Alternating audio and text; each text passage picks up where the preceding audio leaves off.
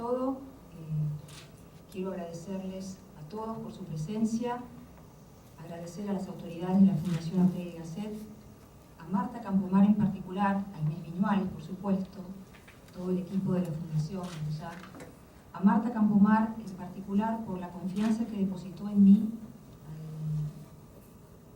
al confiarme, valga la redundancia, este trabajo que fue de una gran envergadura y de enorme responsabilidad, que fue la traducción de las cartas de Victoria Ortega, en su mayoría escritas en francés. Entonces la confianza, la oportunidad que me dio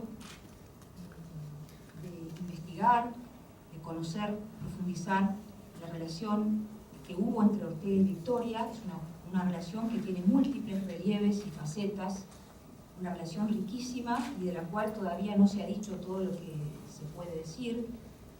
El epistolario justamente de próxima publicación creo que contribuye a iluminar esas múltiples facetas de la relación entre Victoria y Ortega, una relación de dos personas que se han compenetrado, interpenetrado. Me gusta el término en francés, se telescopan, pero no existe en español. Estoy hablando un poco a lo Victoria Ocampo, ¿no? Que cuando no encontraba una palabra, la inventaba, ¿no? Pero se compenetran, se interpenetran, se compenetran estos dos seres, de manera que cuando hablamos de influencias, yo he elegido para mi charla de hoy, o mi ponencia de hoy, el término repercusiones, y ahora les voy a explicar por qué. Pero para terminar con mi agradecimiento, no he terminado aún, quiero agradecerle a Marta también por su enorme generosidad al abrirme las puertas de su biblioteca personal, de la biblioteca de la Fundación, al permitirme el acceso a todo el material bibliográfico que yo necesité para realizar esta investigación, y también a su enorme sabiduría, que me iluminó en este camino, en este trabajo, que pronto ustedes, espero, puedan disfrutar. Bien, sin más tardar voy a pasar entonces a decir algunas palabras. No sé de cuántos minutos dispongo, pero ustedes me dirán.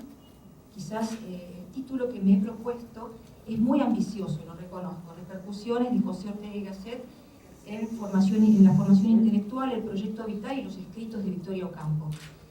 Bueno, primero quiero decirles el porqué del título. Siempre elegimos términos como influencia, el impacto. A mí me gustó repercusiones porque es un término que usa Ortega en El Espectador. Dice Ortega, repercutimos a otros y somos de ellos repercusión. Lo dice en un ensayo escrito en 1917, en realidad lo empezó a escribir en el 16, lo dejó a medio camino, si se quiere, antes de su viaje a la Argentina, y lo completó a su regreso. Es el famoso ensayo Asorino, Primores de lo Vulgar, en el cual, si bien está dedicado a Elena Sancinena de Elizalde, en ese ensayo Ortega cita un fragmento de una carta que se ha extraviado, que Victoria le hizo llegar, una carta en francés, y la cita en francés y no la menciona, dice: una dama de rostro armonioso y divino, me confía su manera de leer y demás. Él le da su total aval, aprueba esta modalidad que tiene Victoria de leer. A ella le interesan los libros que iluminan aspectos de su persona, que hacen brotar los pensamientos que aún están inarticulados en ella, y entonces se encuentra en un libro que Ortega le había recomendado en 1916, y buscando, yo creo que son las Meditaciones de Quijote, que Ortega por modestia no dice que ese es el libro que le había recomendado.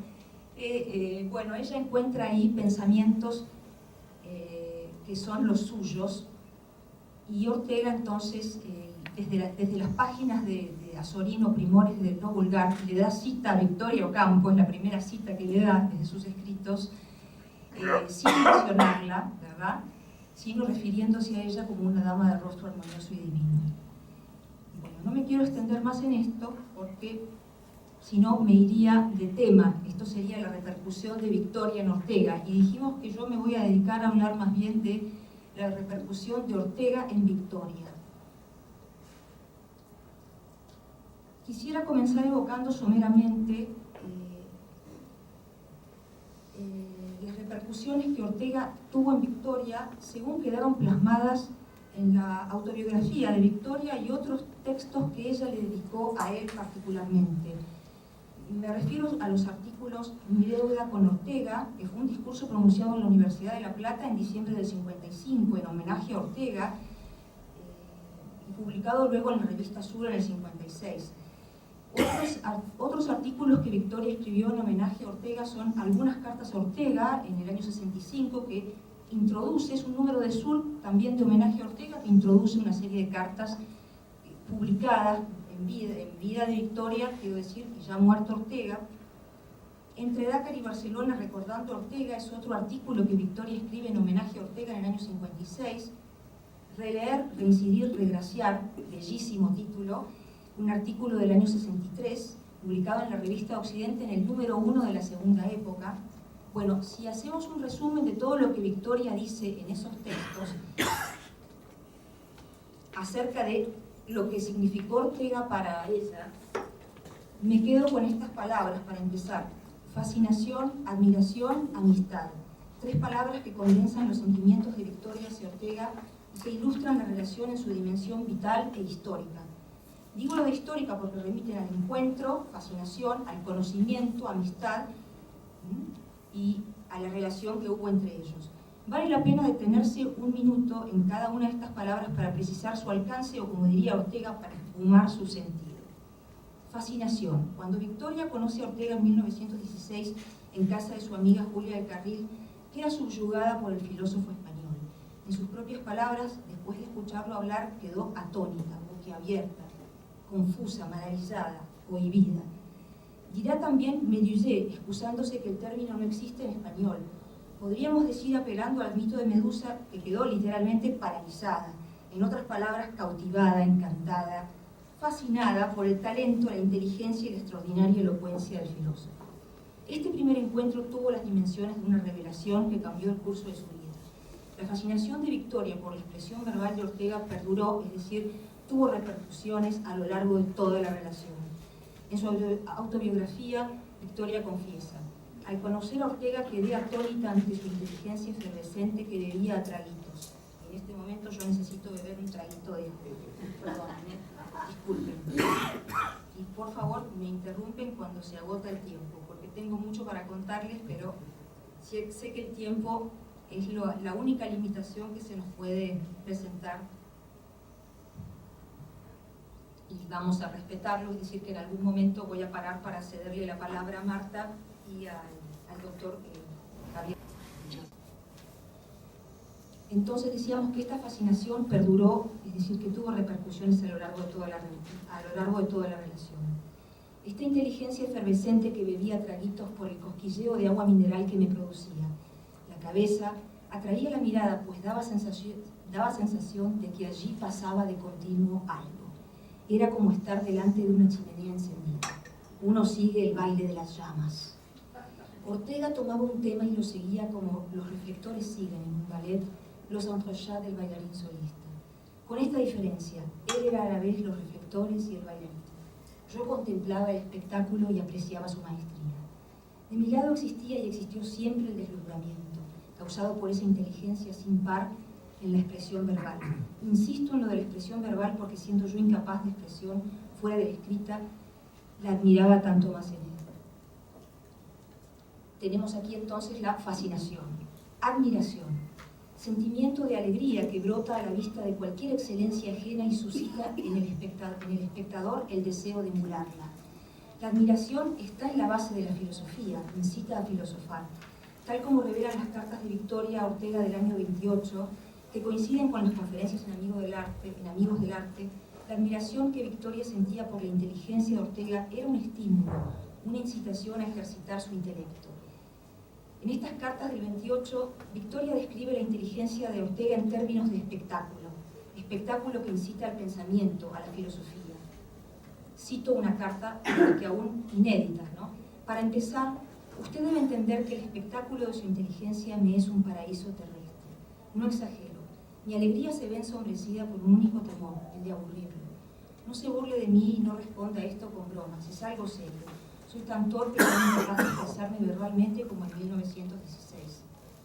Y en otra carta le dice, hablar con usted, es decir, sufrir el no poder hablar uno, pero en cambio asistir a los movimientos de su pensamiento, es una dicha que supera el recuerdo que se tenía de ella. Es evidente que el ejercicio, músculo o inteligencia, el ejercicio de quien se complace ejercitándose, es decir, el ejercicio de la cosa que estamos destinados o predestinados a ejercitar, es puro deleite. Mi admiración se ejercita. Vemos aquí que admiración es incitación a filosofar y es ejercicio intelectual.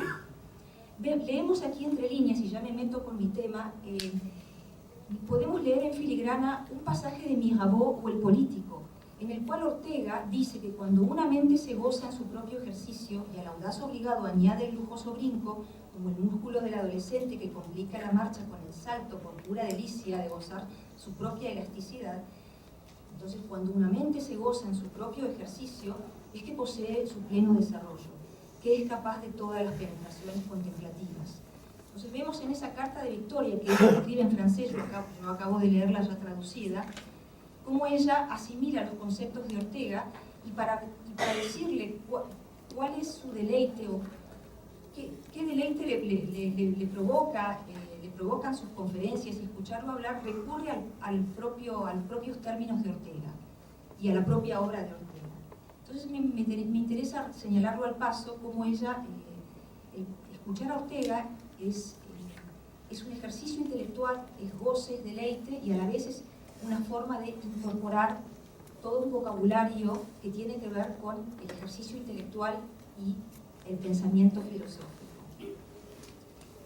En las cartas que le dirige a Ortega en el 28, Victoria vuelve una y otra vez sobre el espectáculo de escucharlo.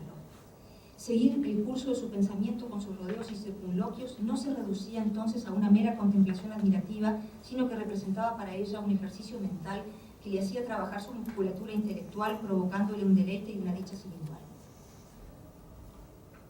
Vamos a pasar ahora a amistad. De las tres palabras, fascinación, admiración, amistad. La amistad entre Victoria y Ortega se consolidó en el 28, a pesar de que ellos se conocieron en el 16, porque hubo un periodo de silencio, de distanciamiento, sobre el cual no me voy a detener en este momento, ya habrá oportunidad de evocarlo. Entonces la amistad se reanuda y se consolida en el año 28. Las cartas de Victoria de esa época son claras muestras de su sentimiento de amistad por Ortega, que estaba a la misma altura de su admiración por él. Ella le dice, mi amistad nunca es un gesto de perfección y cortesía, siempre es un sentimiento. Luego le dice, me siento culpable por haberle dicho cosas desagradables e inútiles en estos últimos días. Existen quizás algunas cosas sobre las cuales tenemos juicios diferentes, pero eso no tiene extrema importancia, sencillamente no tiene siquiera importancia. Lo importante es que siento un gran afecto por ti, ya lo tuteaba. Esto puede parecer nada, pero es ese tipo de cosas las que cuentan, al menos para mí. Y estoy feliz por ello. Es decir, estoy feliz por el nacimiento de este sentimiento que surge de mi nuevo conocimiento. Quería decirte, aunque estés triste, no tienes que estarlo completamente. Si la memoria no me falla, te decía anteayer a propósito de mi viaje que es imposible reírse solo. Siempre hay que reírse con alguien. En el caso de la tristeza es lo contrario. Se puede estar muy triste cuando se está solo, pero cuando se está con alguien sentimos, pese a todo, que estamos menos tristes. Estoy contigo. Puedes pasearte por todas las penas. Estoy contigo. Bueno, en señal de amistad. Bueno, esta amistad, atención, es una amistad fortalecida por las afinidades, pero también no exenta de turbulencias por los disensos que existían entre ellos, particularmente en cuestiones relativas al amor, lo femenino, la mujer y el papel de la mujer en la sociedad.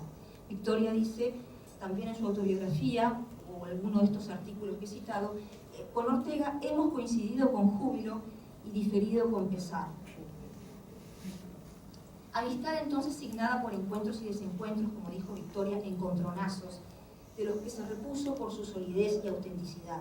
A propósito de estos encontronazos, quiero compartir con ustedes una cita también muy jugosa del artículo de Victoria Relever, Reincidir, Regraciar, sobre uno de los choques que tuvo con Ortega, al que calificó de encontronazo.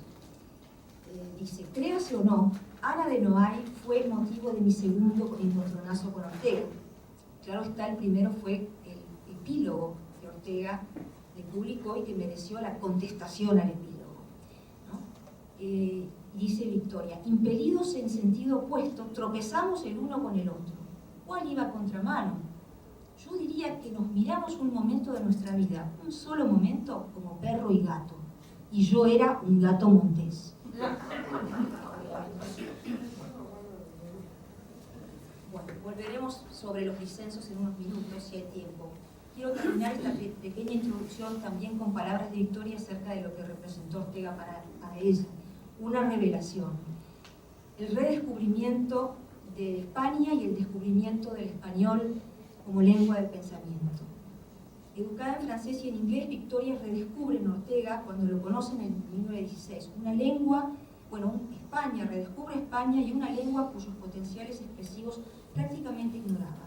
Descubre que es posible pensar en español y que las palabras españolas también pueden expresar los diferentes matices del pensamiento. Con Ortega, Victoria toma conciencia de la densidad de la lengua española y de su potencial como lengua de pensamiento. Y dice Victoria: Ortega era la voz de España recuperada y reconquistada. Esta es una conquista al revés, ¿no? Ya no es que los españoles nos conquistan, sino que nosotros los reconquistamos a ellos, ¿no? Con Victoria. Era entonces la voz de España recuperada y reconquistada. Esa España que me parecía irreconciliable con mis gustos personales, con mis gustos más profundos, estaba ahí, encarnada junto a mí. Su sola presencia alumbraba una parte de mi ser, que había permanecido en la penumbra. Con él, una noche entró España entera en mi casa. Esa frase me parece magnífica, es una metonimia perfecta, ¿no? Con él, una noche España entera entró en mi casa. Voy a conectarlo con lo que se ha dicho ayer y hoy también acerca de este sentimiento de hispanofobia que había en 1916, cómo Ortega logró revertir este sentimiento de hispanofobia que animaba las élites, o que estaba presente en las élites argentinas. No sería arriesgado decir que al cabo de conocer a Ortega, la percepción que tenía Victoria del español y sus representaciones en torno a la lengua española, compartidas con toda su clase, se modificaron radicalmente. En palabras francesas, 1931, recogido en testimonios, 1935, confiesa que el español era una lengua de los intercambios básicos de la vida cotidiana, carente de precisión y de matices expresivos, asociada a la afectación y hasta la cursilería. Sin embargo, al conocer a Ortega, no duda ni escatima en elogiar su claridad y su precisión en la expresión, su talento y la elocuencia oratoria. A la hora de hacer un balance, Victoria afirma, suscribiendo a las palabras de Julián Marías, que a ella le ha pasado Ortega, y reconoce que su amistad con España ha sido importante, y lo que ha sido de verdad no puede ya dejar de ser, es para siempre. No podríamos dejar de mencionar que fue Ortega quien lanzó a Victoria en el mundo de las letras con la publicación de Francesca Beatrice. No voy a detenerme sobre este gesto de gran generosidad de Ortega, reconocido por Victoria en los textos ya mencionados por ser de público conocimiento. Sí decir que sin duda tuvo una repercusión muy importante en su carrera de escritor. Pequeño paréntesis, en realidad Victoria empieza su existencia en forma de cita en el mundo de las letras cuando Ortega la cita en Azorín, Primores de lo Vulgar, en el año 17. Para concluir este primer acercamiento a las repercusiones de Ortega en Victoria, en palabras de la propia autora, si le preguntáramos a ella misma qué la ha marcado a la luz de lo que ella revela en su autobiografía y demás artículos, respondería: su inteligencia, su claridad, su congruencia, el hombre y la obra eran uno, dice ella, su ímpetu vital, su entusiasmo generoso, virtudes orteguianas que Victoria destaca en su autobiografía. Las aguas transparentes del pensamiento eran su imperio. Reconoce además que en él el hombre se confunde con la obra en total congruencia. El hombre y la obra eran uno. Se siente en deuda con Ortega. ¿Qué le debe Victoria a Ortega? La lengua española, la tradición ensayística que ella, con la que tuvo contacto a través de la lectura del Espectador, que la marcó profundamente. Y cómo no, me pregunto yo, cómo no habría de resonar en ella este español tan abierto al europeo y por qué no al universal, tan curioso y entendedor de los problemas y desafíos de su época, tan amante de la verdad y de la vida ascendente. Aquí terminaría mi primera introducción.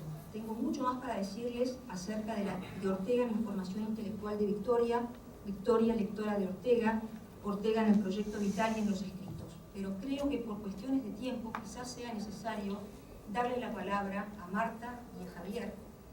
Y si quedara tiempo, les puedo comentar algo más, porque tengo mucho para decirles acerca de el impacto que tuvo Ortega en la formación intelectual de Victoria, en los escritos y en su proyecto vital. Pero lo dejo en manos de...